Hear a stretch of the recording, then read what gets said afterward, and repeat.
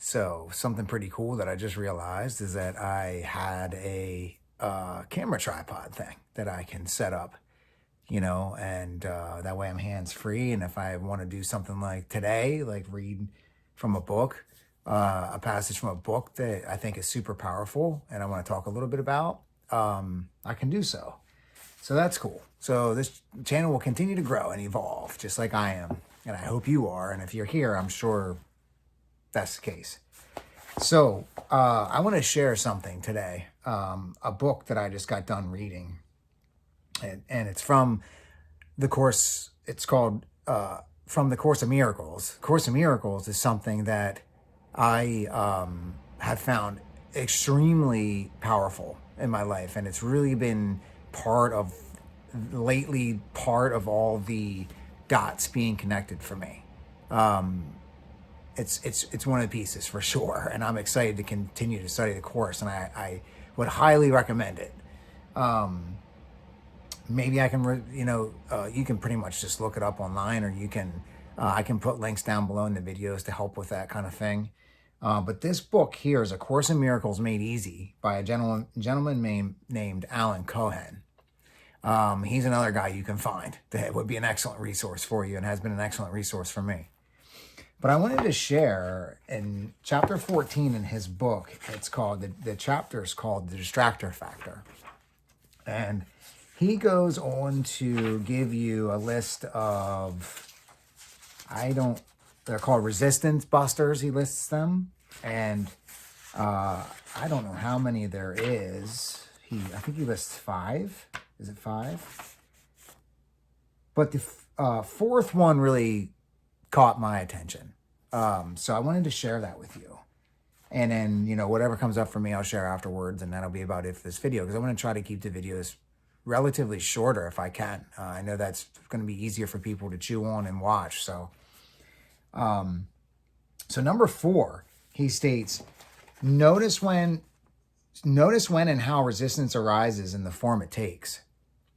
Much of the world's activity is an attempt to escape from fear. Indeed, it is our purpose to escape from fear. But how you escape from fear makes all the difference in whether or not you succeed. You can push fear to the side by substituting one distraction for another, which is not escape at all. Or you can escape into truth, which yields true freedom. Many habits and addictions are forms of resistance. Bunkers apparently safe from pain, but effectively safe from love. Here are some of the ways we numb ourselves from pain. Constantly working, endlessly striving to prove ourselves. Terminal busyness, anxious eating, alcoholism, big part of my story, which I'll be sharing about. Drugging, big part of my story as well.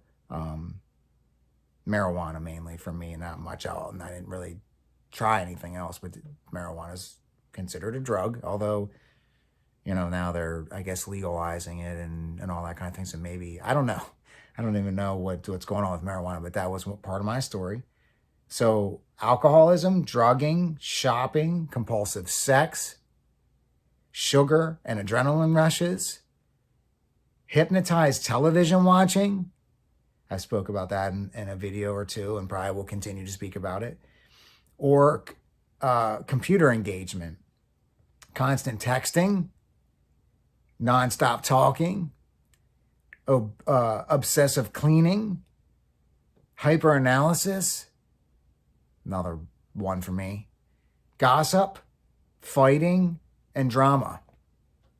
I think we can all probably relate to that in some way, shape, or form, probably gossip and all that kind of stuff.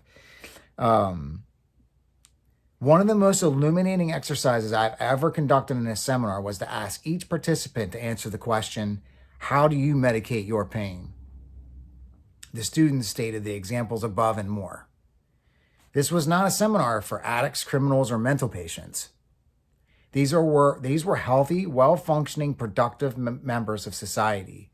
Meanwhile, they all bore sufficient pain in their lives that they needed to immerse themselves in one illusion or another to take the edge off their discomfort.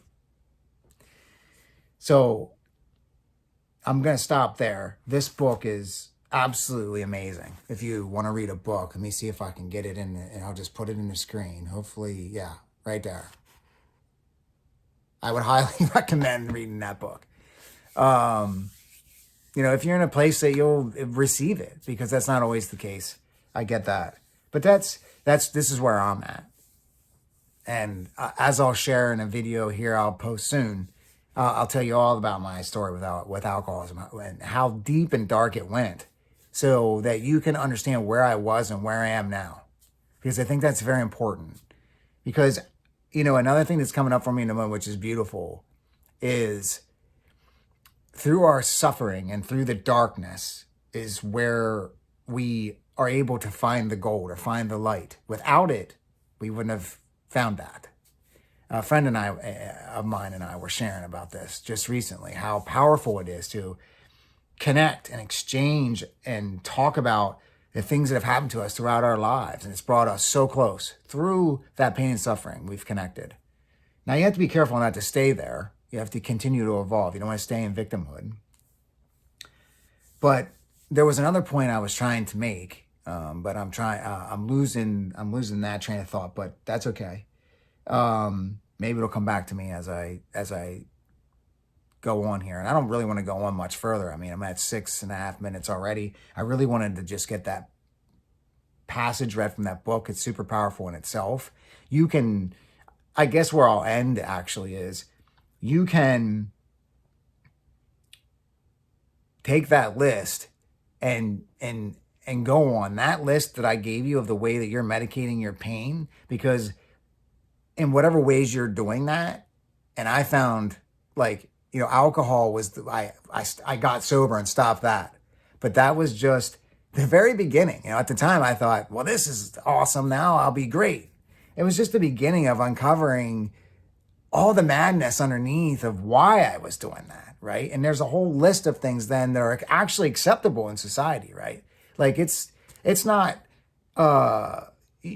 gossip and fighting and alcohol. I mean, these are all legal things to do. I mean, so we just kind of, the society and the culture and the system kind of just throws gasoline on the fire. So, that passage alone is just super powerful. And you can take that list and you can use that as a reference and then find even more things that you may even find in your own personal experience that aren't on that list. But that's a pretty good list to go on. And if you're medicating your pain, and I can make a totally different video about this. Your pain is a teacher.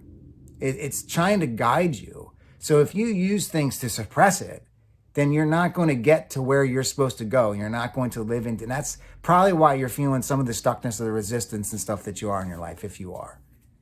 I think we all do. I think that's just the human experience, and that's kind of why we're here. So I hope this was helpful, and I think this is a good place to stop, and always coming from a place of unconditional love from this guy. I want to close out every video, hopefully, remembering that I want to come from a place of unconditional love, because essentially that's what we are. The body only lasts. The body's only a temporary experience. So thanks for listening. Unconditional love, and I'm out of here.